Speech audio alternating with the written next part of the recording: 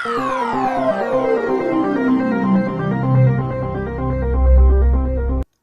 friends, this is Sanjay Trivedi and I am an English language trainer. Welcome to my YouTube channel Weekly Lesson. RIP ये एक ऐसा word है दोस्तों जो आजकल आपको बहुत ज़्यादा देखने को मिल रहा है, खासकर सोशल मीडिया पर हर तरफ ये वर्ड काफ़ी ज़्यादा यूज़ हो रहा है। क्या आप जानते हैं RIP का मतलब क्या है? सो आइए इस वीडियो में सीखते हैं।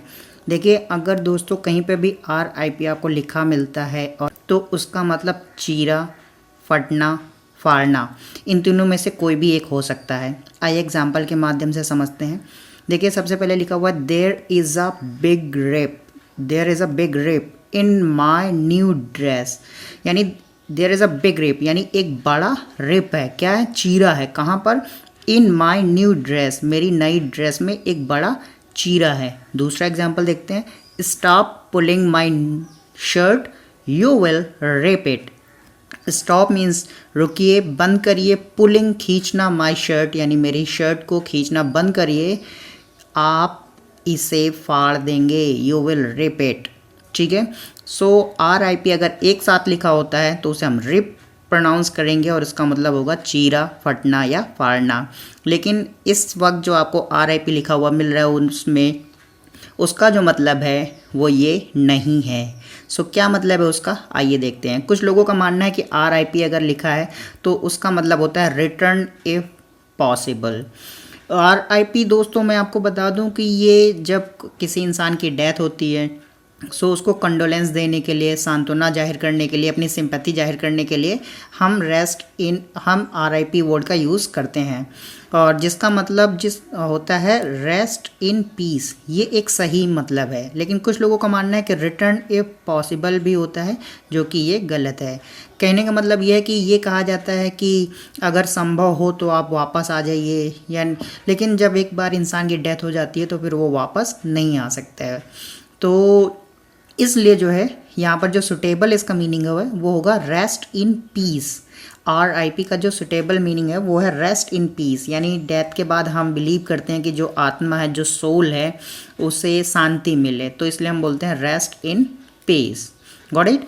और एक चीज़ और ध्यान रखना है कि ये जो रेस्ट इन पीस है दोस्तों, वो आप यहाँ पे देख सकते हैं कि it is used only in written, यानी इसका जो यूज़ है वो सिर्फ रिटन में किया जाएगा, स्पोकन में नहीं किया जाएगा।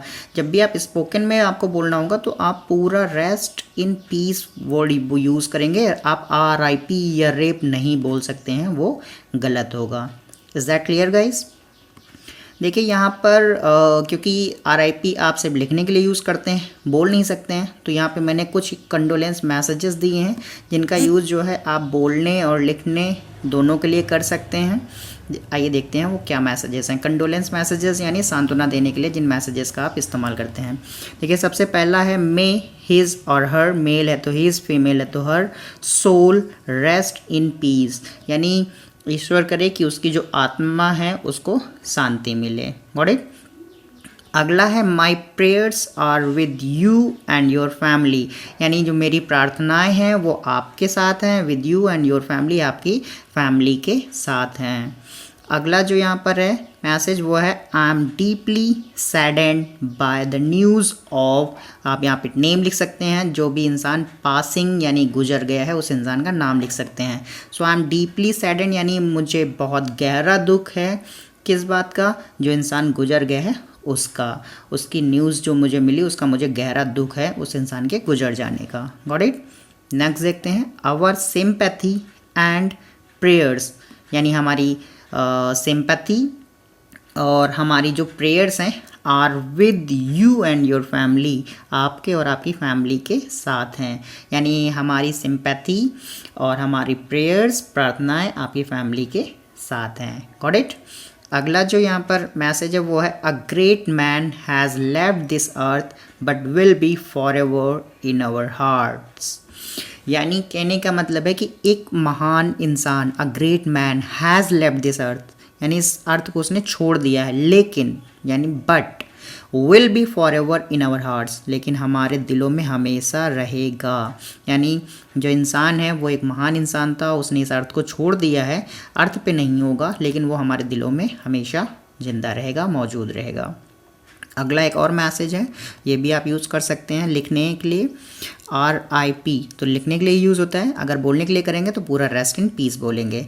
और आगे है यू विल बी मिस्ड, यानी आप याद किए जाएंगे। अब आप तो नहीं होंगे लेकिन आपकी यादें होंगी, सो लोग आपको याद करेंगे। You will be missed, got it. आइए यहाँ पर मैंने कुछ डेथ वोकैबलरीज भी दी हुई हैं, जिनका यूज़ हम तब करते हैं जब हम इस तरीके का कोई कॉन्वर्जेशन कर रहे होते हैं, ठीक है। सो वहाँ पर ये वर्ड्स आपके काम आएंगे। जैसे सबसे पहले है कॉप्स या स्टिफ, जैसे हम बोलते हैं शव या लाश, जैसे आप डेड बॉडी भी बोलते हैं, सो आप उसे कॉप्स या स्टिफ भी बोल सकते हैं। अगला वर्ड है क्रीमेशन। क्रीमेशन मीन्स होता है दाह संस्कार, जो अंतिम संस्कार होता है जब डेड बॉडी को जलाया जाता है तो उसे हम बोलते हैं क्रीमेशन। अगला वर्ड है ग्रेव। ग्रेव मीन्स होता है कब्र या समाधि, जहाँ पर इंसान को दफना कर उसकी समाधि बना दी जाती है, कब्र बना दी जाती है, उसे हम इंग्लिश में बोलते हैं ग्रेव। अगला यहाँ पर जो वर्ड है वो है सेमेट्री, ब्यूरियल ग्राउंड या ग्रेवयार्ड।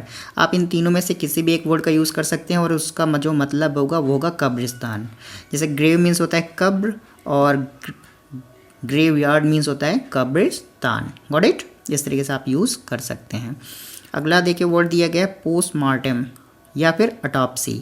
दोनों का मतलब होता है शव परीक्षा, यानी जब डेड बॉडी की चीर फाड़ करके पता लगाया जाता है कि कब उसकी डेथ हुई और बहुत सारी डिटेल्स, सो उसे हम बोलते हैं पोस्टमार्टम। लेकिन आजकल की जो मॉडर्न इंग्लिश है उसमें अटॉप्सी काफ़ी ज़्यादा यूज़ किया जा रहा है, तो आप दोनों में से कोई भी एक वर्ड यूज़ कर सकते हैं।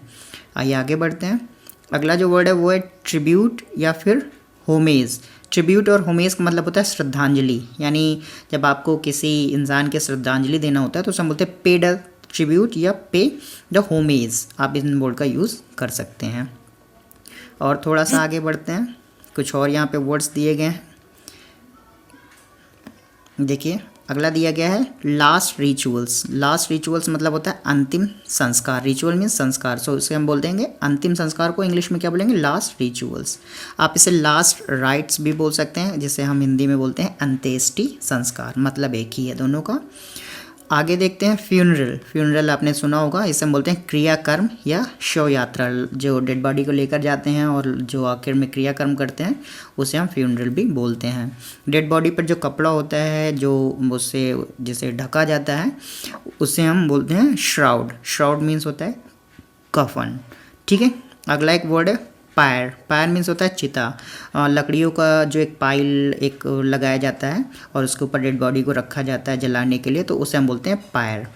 और मोस्टली क्रिश्चियंस जो इस वर्ड का यूज़ करते हैं वो होती है कॉफिन, जिसमें वो डेड बॉडी को रखते हैं, उसे हम बोलते हैं ताबूत। और एक लास्ट वर्ड जिसे हम बोलते हैं इंटर। इंटर मीन्स होता है गाड़ना, और ये स्पेशली लाश को गाड़ने के लिए इस वर्ड का यूज़ किया जाता है। सो आई होप सो दोस्तों कि ये वीडियो आपके लिए यूज़फुल और नॉलेजेबल रही होगी, आपको कुछ सीखने को ज़रूर मिला होगा। अगर गाइस आपको ये वीडियो पसंद आई है तो आप इस वीडियो को लाइक करिए और मेरे चैनल को सब्सक्राइब कर लीजिए। आगे आपको और भी ऐसी वीडियोस मिलती रहेंगी। Till then keep getting motivation and dedication with weekly lesson. Bye bye.